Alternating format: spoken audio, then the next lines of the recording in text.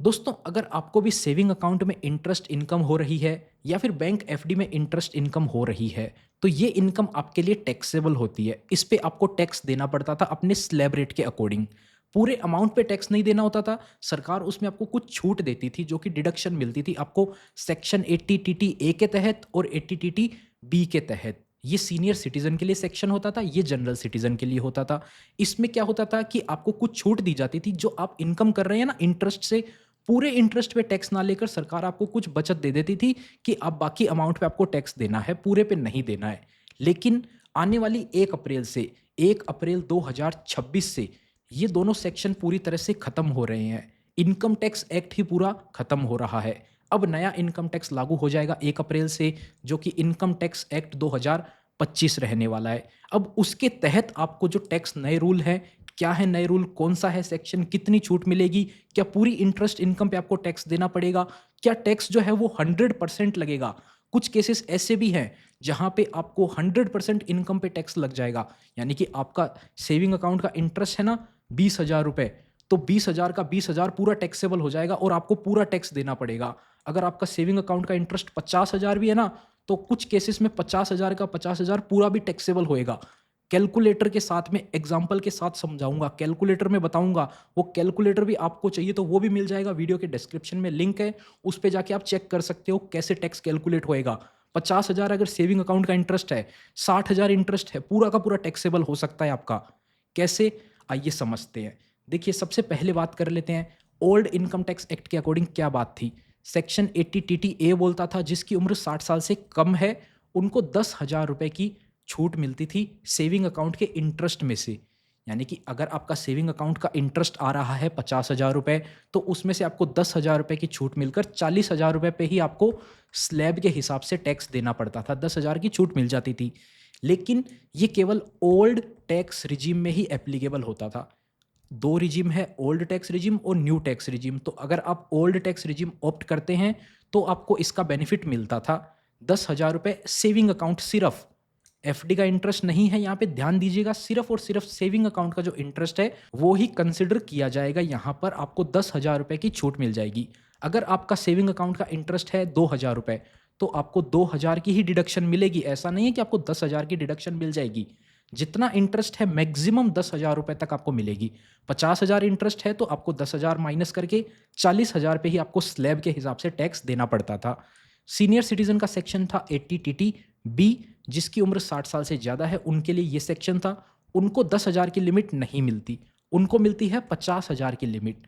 अब इस 50,000 की लिमिट में सब कुछ कवर होता है। सेविंग अकाउंट भी कवर होता है, एफडी भी कवर होती है, दोनों चीज़ कवर होती है। सेविंग अकाउंट का इंटरेस्ट है आपका 5,000 मान लीजिए, और एफडी का इंटरेस्ट है 20,000, तो दोनों मिलाकर 25,000 हो गया ना। तो 25,000 पूरा का पूरा जो है वो डिडक्शन में आ जाएगा, इस पे टैक्स नहीं लगेगा। लेकिन अगर आप मान लीजिए सेविंग अकाउंट का इंटरेस्ट है 30,000, एफडी का इंटरेस्ट है 50,000, तो दोनों मिलाकर हो गया 80,000। अब इसमें से 50,000 की ही डिडक्शन मिलेगी, बाकी 30,000 स्लैब के अकॉर्डिंग टैक्सेबल हो जाता था। ये था अभी तक का पुराना रूल जो कि 80 टीटी ए और 80 टीटी बी लगता था ओल्ड टैक्स रिजीम में, पुराने रूल के हिसाब से। अब क्या हुआ है यहाँ पर आप देख लीजिए एक बार फिर से कंपैरिजन। सेविंग अकाउंट का इंटरेस्ट है 10,000 80 टीटी ए में। न्यू रिजीम में कोई भी डिडक्शन नहीं मिलती थी, केवल ओल्ड रिजीम में मिलता था। सीनियर सिटीजन का बेनिफिट 50,000 80 टीटी बी के हिसाब से। न्यू रिजीम में कुछ भी बेनिफिट नहीं मिलता। एफडी का इंटरेस्ट जो है वो केवल और केवल सीनियर सिटीजन को मिलता था, यानी कि 80 टीटी बी वाले में। सेविंग अकाउंट का दोनों में होता है। 80 टीटी बी जो है एफडी का केवल और केवल सीनियर सिटीजन के लिए होता है। न्यू रिजिम में कुछ भी नहीं होता है, न्यू रिजिम में कुछ भी डिडक्शन आपको नहीं मिलती थी। सेक्शन नंबर आप देखिए 80 टीटी ए था, 80 टीटी बी था। अब जो नया इनकम टैक्स एक्ट आ रहा है ना, उसके तहत इस सेक्शन का नाम बदल के 153 कर दिया गया है, सेक्शन 153। अब सेक्शन 153 के तहत आपको डिडक्शन तो मिलेगी। क्या मिलेगी, कितनी मिलेगी, अभी बात करते हैं। 153 जो है वो सेक्शन नंबर कर दिया गया है 80 टीटी ए और 80 टीटी बी को बदल करके। अब देखिए यहाँ पर आप देख सकते हैं दोनों को एक ही सेक्शन में मर्ज कर दिया गया है। पहले दो अलग अलग सेक्शन होते थे, अब दो अलग अलग नहीं है, 153 एक ही रहने वाला है। अब देखिए यहाँ पर आपको एग्जाम्पल की मदद से बता देते हैं। सेविंग अकाउंट का इंटरेस्ट आपका 12,000 है अगर, तो आपको 10,000 की डिडक्शन मिल जाएगी।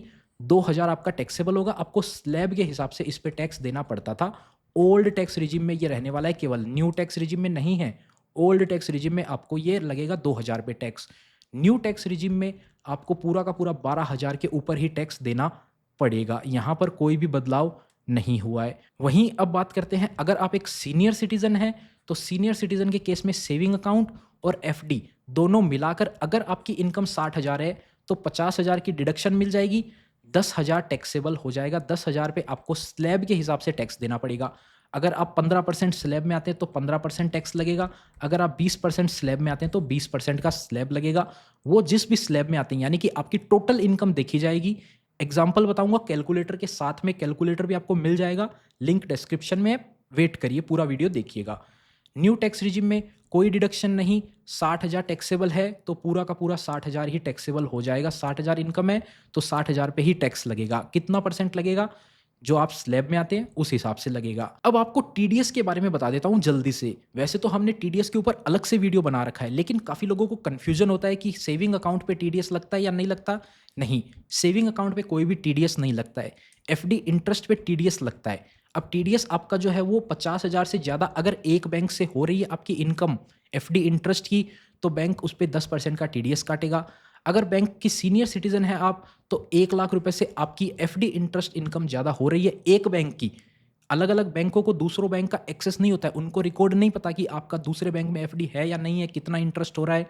एक बैंक से आपको पता है, केवल उन बैंक को आपको आपके बारे में जानकारी है।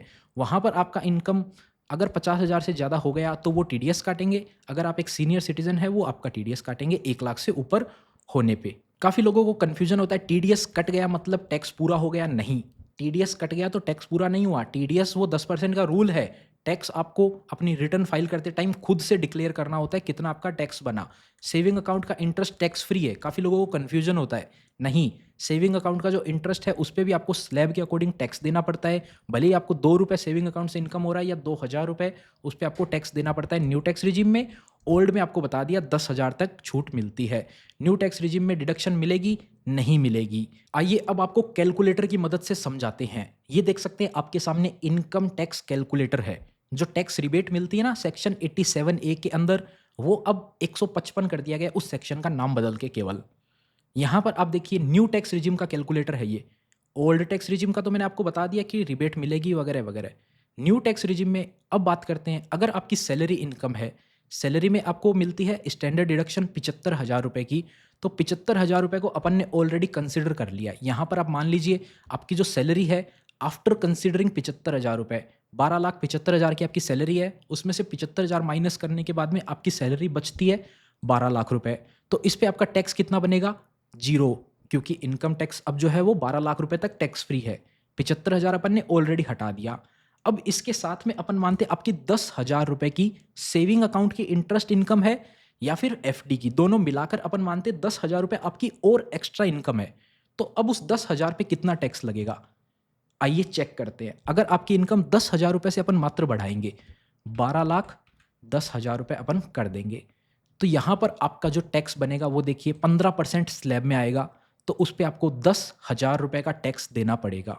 और इस पे 4% का सेस भी लगता है, तो टोटल आपको 10,400 रुपये का टैक्स देना पड़ेगा। यानी कि 100% टैक्स हुआ या फिर नहीं, सेविंग अकाउंट का हो चाहे एफडी का हो। 12 लाख से जैसे ही आपका इनकम ऊपर गया 10,000, तो 10,000 के 10,000 पूरा आपका टैक्स के रूप में वसूल लिया जाएगा। चलिए और ऊपर मानते, अगर ये 10,000 की जगह आपका 25,000 रुपये होता, 12,25,000 रुपये आपका इंटरेस्ट इनकम मान रहे हैं। सैलरी अपन ने 12 लाख अलग मान दी, 12,75,000 की सैलरी अपन ने अलग कंसिडर कर दी। उसके अलावा 25,000 रुपये इंटरेस्ट इनकम है आपकी, तो कितना टैक्स लगेगा? 25,000, 15% स्लैब में आएंगे, पूरा का पूरा आपसे टैक्स के रूप में वसूल लिया जाएगा। 1,000 रुपये आपको ऊपर से देना पड़ेगा सेस के रूप में, जो कि 4% लगता है। यानी कि टोटल 26,000 रुपये का इनकम टैक्स बनेगा। अगर आपकी इनकम 12,25,000 है तो 25,000 पूरा का पूरा चला जाएगा। अब अपन दूसरा कंसिडर करते हैं केस। 25,000 की जगह छोड़िए, अपन मानते हैं अपनी इनकम 40,000 है, 12,40,000। कितना लगेगा टैक्स? पूरा का पूरा आपसे ले लिया जाएगा 40,000 का 40,000 टैक्स के रूप में। 1,600 रुपये आपसे ऊपर लिया जाएगा सेस का। टोटल 41,600 रुपए आपसे लिए जाएंगे अगर आपकी इनकम 12,40,000 रुपए है तो कितना बड़ा अमाउंट आपसे लिया जा रहा है। मतलब आप सेविंग अकाउंट और एफडी में पैसा रखते हैं, 12 लाख आपकी सैलरी अलग है, तो 40 का 40,000 आपसे सरकार ले जाएगी। साल भर में आपने एफडी करवा रखी है, 5 लाख की आपने एफडी करवा रखी है 8% पे, वहाँ से आपको 40,000 का ब्याज आ रहा है और 12 लाख आपकी सैलरी है, तो आपके पास बचेगा क्या? मतलब एफडी आपने 0% पे करवा रखी है, कुछ तो बचा ही नहीं। जो आपने 40,000 कमाया पूरा का पूरा सरकार ले जाएगी, आपको टैक्स के रूप में देना पड़ेगा। चलिए 40,000 की जगह अपन इसको 12,60,000 मानते हैं। अगर आपकी 60,000 इनकम है तो सरकार पूरा का पूरा ले जाएगी। 12,60,000 में से 60,000 पूरा गया, ऊपर से 4% और जाएगा। 60,000 का 4% 2,400, 62,400 जाएगा। चलिए इसको 70,000 मान लेते हैं। 12,60,000 की जगह 12,70,000 कर लो। अब कितना लगेगा? अभी भी पूरा ले जाएगी सरकार, यानी कि 70,000 का पूरा आपका 70,000 चला जाएगा। 70,000 पता है कितने रुपए की एफडी करवाने पे आता है? 10 लाख रुपए की एफडी अगर आप बैंक में 7% के ब्याज पे कराते हो ना, तो जाके 70,000 रुपए बनता है। यानी कि 10 लाख रुपए की एफडी 70,000 रुपए आपको कमा के देगी और वहां से आपका पूरा का पूरा अमाउंट सरकार ले जाएगी। अब इसको अपन 71,000 तक ये जो है कैलकुलेशन काम करेगी, क्योंकि ये कैलकुलेशन जो है वो 5%, 10%, 15% स्लैब के हिसाब से काम करती है। अगर आपकी इनकम 4 लाख तक है तो टैक्स फ्री है। 4 से 8 लाख तक है ना, तो उस पे आपको 5% का टैक्स लगता है। 4 से 8 लाख अपन मानेंगे ना, 8 लाख रुपए अगर आपकी इनकम है तो यहाँ पर आपका 20,000 का टैक्स लगता है। देखिए 5% में आपका टैक्स बना 20,000, तो सरकार आपको ये 20,000 की छूट दे रही है, रिबेट दे रही है। तो आपका इनकम टैक्स नेट जो है वो 0 बनता है। तो 8 लाख की अगर आपकी इनकम हुई तो आपको 20,000 का टैक्स देना पड़ता है, पर वो सरकार छूट दे रही है। वहीं अगर आपकी इनकम 12 लाख होती है ना, तो आपका जो टैक्स बनता है वो 60,000 बनता है। तो ये 60,000 का 60,000 सरकार आपको छूट के रूप में दे रही है।